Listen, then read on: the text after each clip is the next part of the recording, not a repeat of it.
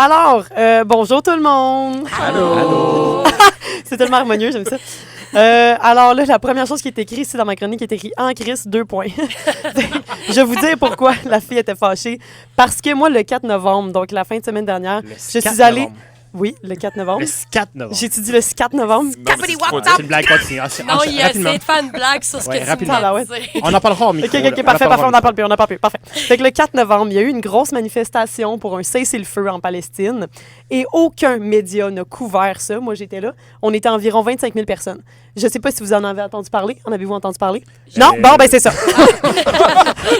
Non, mais je vais dire non. Fait que là... Non, j'en ai pas entendu parler. C'était immense, pour de vrai, et il n'y a eu aucun couvert médiatique. Fait que là, je me suis dit avec ma tribune de CISM, il y a sûrement quelqu'un qui va m'entendre. Oui. Ah, bon, ben super, merci tout le monde de m'écouter. Le téléphone sonne. Ah, c'est ça. Non, mais j'aimerais juste faire un petit mot là-dessus. Pour les personnes qui vivent dans le déni, bouchez-vous les oreilles parce qu'on est rendu à 10 000 personnes qui ont été tuées, dont 4 000 enfants, ce qui est quand même très horrible. Fait que je voulais juste faire un petit point là-dessus pour qu'on se rappelle de ce qui se passe. Mais là, je parlerai pas de ça tout le long de ma chronique quand même. On va aller faire quelque chose de plus joyeux. La mort! Alors, non, mais c'est parce que c'était quand même... Il y avait le jour du souvenir, il y a pas long. Et il y avait aussi... le 11 novembre, donc hier. Et il y avait aussi... il y a eu la fête des morts, quand même, le 1er et le 2 novembre. On l'oublie parce qu'on est tous comme déguisés, puis c'est l'Halloween. Fait que là, je vais juste faire une petite description de c'est quoi ça avec mon super ami Wikipédia. La célébration moderne du Dia de los Muertos est un mélange de rites religieux préhispaniques et de fêtes chrétiennes. Elle a lieu le 1er et le 2 novembre, le jour de la fête de la Toussaint et le jour de la commémoration des fidèles défunts de l'Église catholique au moment de la récolte du maïs à l'automne. Bon, voilà. Ceci étant dit. Là, moi, j'avais... tout compris. Oui, je comprends. Je comprends que vous avez tout compris. Alors là, moi, je me suis posé comme question, comment on célèbre ça, les morts? Hein? Tu sais, on peut pas arriver avec un gâteau, de la crème à glace, du Dairy Queen, tu sais, on s'entend? Fait que là, je me suis dit, on fait quoi? On va au cimetière, tu sais. Puis là, ça m'a rappelé que ma mère, tu vois, elle célèbre ses morts comme ça, tu sais, elle va au cimetière parler à mes grands-parents, puis elle me dit toujours, je sais pas quoi leur dire. Ça dit, j'arrive là, puis je sais pas quoi faire. Fait que là, je me suis dit, je vais lui donner un truc. Puis j'ai dit, fais comme moi quand je vais chez ma psy. Tu sais, t'arrives en faisant semblant que tu vas bien, t'éclates en sanglots, tu déballes tout ton sac, sans laisser l'opportunité de parler à qui que ce soit. Tu t'auto-diagnostiques une dépression saisonnière, puis tu t'en vas en disant « Hey, merci, c'était le fun, on se voit dans 2 semaines. » Parfait. Je me suis dit, on pourrait les célébrer de même, non morts. Mais sinon, si on creuse un peu plus loin, je me suis posé la question, et je vous pose la question à vous. Est-ce que vous parlez à vos morts, vous autres? Est-ce que vous leur... Non? Oui? Non. Non, je parle plus à mon père. Non? Bon. Est-ce Ça que... dépend. Parce que... Oui, parce que je me demande, est-ce qu'ils savent, tu sais, qu'on leur parle? Là, je rentre dans des questions, moi, aujourd'hui. Est-ce qu'ils nous entendent, tu sais? Ce qui m'amène à la fameuse question que je me pose vraiment souvent. Il y a quoi après la mort? Bon, puis là, vous allez me dire, hey, c'est un peu intense de parler de mort dans une chronique. Attendez une minute, là. Moi, là, il y a une de mes premières dates, une de mes meilleures dates ever, où on a parlé de mort pendant full longtemps, moi puis le gars. Puis regardez-nous aujourd'hui, moi puis le gars. Ben, on n'est plus ensemble, mais... C'est on mort. est plus ensemble. C'est mort! C'est mort. Mais c'était le fun. Ah. Intéressant. Et là, ce qui m'amène à une petite anecdote sur il y a quoi après la mort.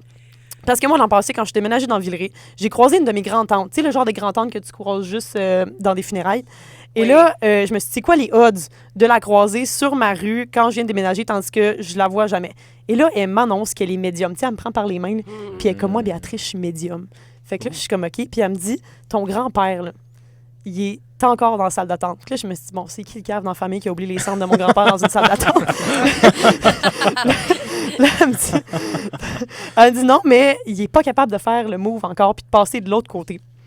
Fait que là, je me suis dit, parce que ça a l'air qu'il y a des trucs non réglés, tu sais.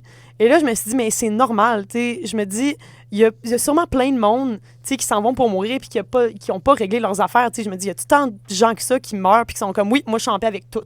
Parce que moi, je me dis, si je meurs demain, là, il y en a des affaires qui sont pas réglées, là. Mes dettes, surtout. Beaucoup de dettes. Mes relations, des œuvres que j'ai commencées, que j'ai jamais terminées. Même l'horloge de mon four est pas réglée, OK? Fait que, C'est ça, hein? c'est ça. Il y en a des affaires pas réglées.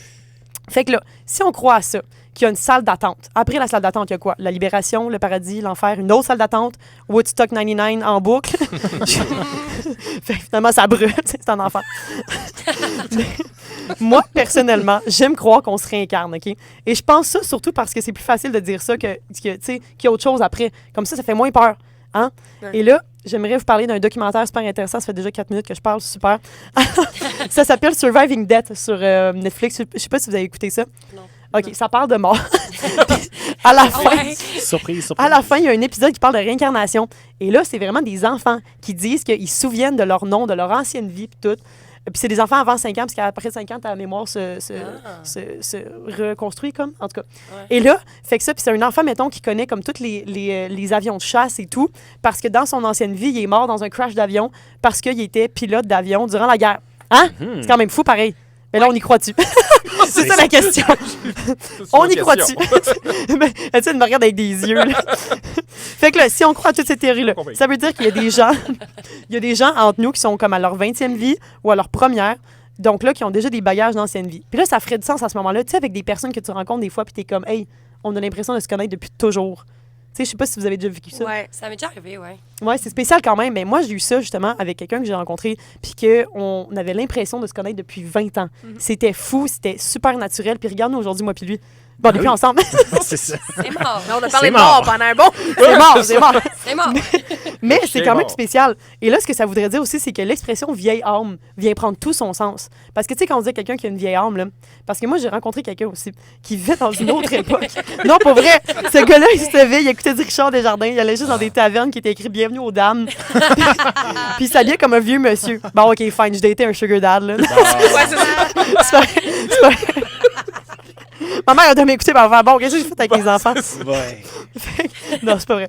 Mais là, pour terminer ma chronique, Oui. ce que je veux dire là-dessus, c'est que, parce que je pourrais en parler longtemps de la mort et de la réincarnation, mais moi, je me dis, si je devais me réincarner, je me réincarnerais en quelqu'un qui a full de privilèges, genre un homme blanc. Non, sans joke. Mais en même Je temps, pense, d'ici 10 ans, peut-être que ça va. peut-être ça va avoir changé. Mais c'est c'est ça. ça, hein? C'est ça. Mais non, moi, je pense, sans joke, que je suis à ma dernière vie. Puis je pense que c'est pour ça que j'ai le faux mot, tu sais, le fear of missing out, là. Puis que j'ai l'urgence de tout faire, là. Fait que, hey, réincarnez-moi pas. Ben, Ou c'est genre ça. en chat, tu sais, quelqu'un qui se crise de tout puis qui Ben fait oui, juste ben avoir de oui. l'amour, là. S'il vous plaît, chat ou rien pantoute. C'est là, laissez-moi chiller dans l'univers, là, un petit moment, Deux bons choix. avoir un petit break. Merci Alors beaucoup. voilà, ma chronique sur la mort et la réincarnation. Merci beaucoup, Béatrice.